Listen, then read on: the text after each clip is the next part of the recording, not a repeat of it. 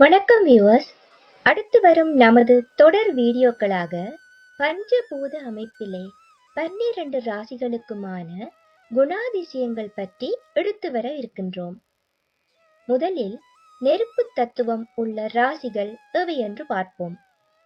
உங்கள் ராசி அதிசக்தி வாய்ந்த நெருப்பு தத்துவ ராசி என்பது தெரியுமா? மேஷம், சிம்மம், தனுசு. இந்த 3 ராசிகளும் நெருப்பு ராசி என்று கூறப்படுகின்ற ராசிகளாகும். இந்த ராசிகளில் பிறந்தவர்களின் பொதுவான பண்புகள் மற்றும் இயல்புகள் என்னவென்று பார்க்கலாம். நெருப்பு ராசியில் உள்ளவர்களின் பொதுவான தன்மைகளாக முதலில் அவர்களின் தன்னம்பிக்கையை சொல்லலாம். இவர்கள் தன்னம்பிக்கை மிக்கவர்கள், அதுதான் இவர்களின் பலமும் கூட. எத்தனைதான் துயரம் வந்தாலும், எத்தனை முறை தோல்வியினை சந்திக்க நேர்ந்தாலும் ஒருபோதும் துவண்டு போய்விட மாட்டார்கள். இவர்களின் மிகுதியான தன்னம்பிக்கையால் தங்களை தாங்களே நம்பக்கூடிய மனதைரியமும் தங்களின் திறமை மீது அசைக்க முடியாத நம்பிக்கையும் சற்று அதிகமாகவே இருக்கும்.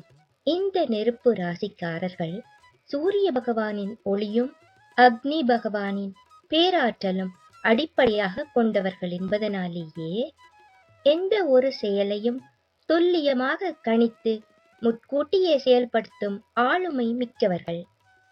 லீடர்ஷிப், அதாவது தலைமை பண்பு இவர்களின் சிறப்பம்சமாகும். அது மட்டுமல்ல, அடுத்தவர் சொல்லும்படி நடக்க மாட்டார்கள். தன்னார்வ தொண்டுகள் புரிவதும் தமக்கு தாமே வழிகாட்டியாய் நடந்து கொள்வதும் இவர்களின் பண்பான குணங்களாகும். இவர்களை செல்ஃப் மோட்டிவேட் பர்சன் என்றும் சொல்லலாம். அடுத்தவர் உதவி என்று கேட்கும் முன்னரே தாமாகவே முன்வந்து உதவும் குணமும் இவர்களிடம் சிறப்பாக காணப்படுகின்றது. அது மட்டுமல்ல, மனசிலே பட்டதை பட்டென்று போட்டுடைத்து விடுவார்கள். ஒளிவு மறைவாக பேசாமல் மனசிலே என்ன தோணுகின்றதோ பளிச்சென்று வெளியே சொல்லிவிடுவார்கள். சில சமயம் இதனால் இவர்கள் சிக்கல்களை சந்திக்கும் நிலை கூட வந்திருக்கலாம். ஸ்ட்ரெயிட் ஃபார்வர்ட் குணம் என்று சொல்லுவார்கள். சுதந்திர பிரியர்களான இந்த நெருப்பு ராசிக்காரர்கள் தைரியசாலிகள். எதனை கண்டும் அஞ்ச மாட்டார்கள். வாழு வாழ விடு என்ற தத்துவத்தை பொதுவாக கடைபிடிக்கும் இவர்கள் பெரும் சவால்களையோ ஆபத்துக்களையோ கண்டு அஞ்சி விடாமல் ஒரு கை பார்க்கலாம் என்பது போல அவற்றை தைரியமாகவே எதிர்கொள்வதில் ஆர்வம் காட்டுவார்கள். இப்போ ஒரு முக்கியமான விடயம் சொல்ல போறேன். ஆமாம், நெருப்பு ராசி இல்லையா? இந்த 3 ராசிக்காரருக்குமே கோபம், வீரம் இவை இரண்டுமே இயல்பாகவே சற்று அதிகம்தான். கோபம் வந்தால் யாரும் கிட்ட நெருங்க முடியாது. அத்தனை ஆக்ரோஷமாகவே இருக்கும். அதுவும் முன்கோபம் அடிக்கடி வந்துவிடும் நிலைமையும் உண்டு. ஆனால் அப்படி வந்த அந்த முன்கோபம் விரைவாகவே தணிந்தும் விடும். இப்போது ராசி அடிப்படையிலே பார்க்கலாம். மேஷம். இவர்கள் செவ்வாய் பகவானை அதிபதியாக கொண்டவர்கள். அதனால் சுறுசுறுப்பும் தலைமை பண்பும் மிக்கவர்கள். அதிகமான தலைவர்கள் இந்த ராசியில் பிறந்திருப்பார்கள். லீடர்ஷிப் இவர்களது பண்பு. அடுத்து சிம்மம். சிம்மம் என்றாலே சூரியனை அதிபதியாகவும் கம்பீரம், ராஜகுணம், தலைமை பண்பு இது போன்ற பொதுவான குணங்கள் நிறைந்தவர்களாக காணப்படுவார்கள். பிறருக்கு உதவி செய்வதில் ஆர்வம் மிக்கவர்கள். மூன்றாவதாக தனுசு ராசி அன்பர்கள். தனுசு என்றாலே குருவை அதிபதியாகவும் ஞானம், நேர்மை, தத்துவ பார்வை போன்ற நற்பண்புகளுடன் காணப்படுவார்கள். சுற்றுலா பிரியர்கள். ஆன்மீகத்தில் நாட்டம் அதிகமாக இருக்கும் மற்றும் புதிய இடங்களுக்கு பயணம் செய்வதிலும் ஆர்வம் கொண்டவர்களாக இருப்பார்கள். பொதுவாகவே இந்த 3 ராசியினரும் அக்னி தத்துவ குணங்களை அடிப்படையாக கொண்டவர்களே. நெருப்பு என்றால் என்ன? பவர், ஆளுமை தன்மை, எதையும் துணிந்து எதிர்க்கும் சக்தி.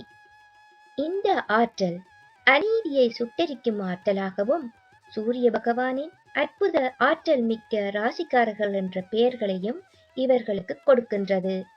இந்த ராசிக்காரர்கள் அழகானவர்கள். முகம் எப்பொழுதும் ஜொலித்த வண்ணம் இருக்கும். உற்சாகம், தைரியம் அதிகம் நிறைந்தவர்களாக காணப்படுவார்கள். நேர்மையாக பேசுவார்கள். முடிவுகளை சரியாக எடுப்பதிலும் வல்லவர்கள். அடுத்தவர் வாழ்விற்கும் ஒளி தரும் நற்செயல்களை புரிவார்கள். ஆனால் ஒரு கவனம் தேவை. நெருப்பு அதிகமானால் கோபம் சீக்கிரம் வரும். மனம் அமைதியாக இருக்காது. இந்த நெருப்பை எப்படி சமநிலைப்படுத்தலாம்? ஆலயங்களில் விளக்கேற்றுவது, யாகங்களில் பங்கு பெற்றுவது, தீபத் திருநாள், சொக்கட்டான் திருவிழாக்களை முன்னின்று நடத்துவது, கோவிலுக்கு விளக்கு ஏற்ற நெய், எண்ணெய் வழங்குவது, இப்படி ஒளிமயமான கடமைகளில் கவனம் செலுத்தலாம். இது வெறும் ஒளி மட்டும் அல்ல, உங்கள் உள்ளிருக்கும் சக்தியை சமநிலை செய்யும் ஒரு வழியும் கூட. ஆலயங்களுக்கு விளக்கேற்றுவதற்காக பஞ்சஜாதி எண்ணெயை தானம் தரலாம். அதேபோல கோதுமை, மிளகு போன்ற தானிய உணவுகளை தானமாக வழங்குவது உங்கள் ஆத்ம பலனுக்கு அதிக சக்தியை தரும்.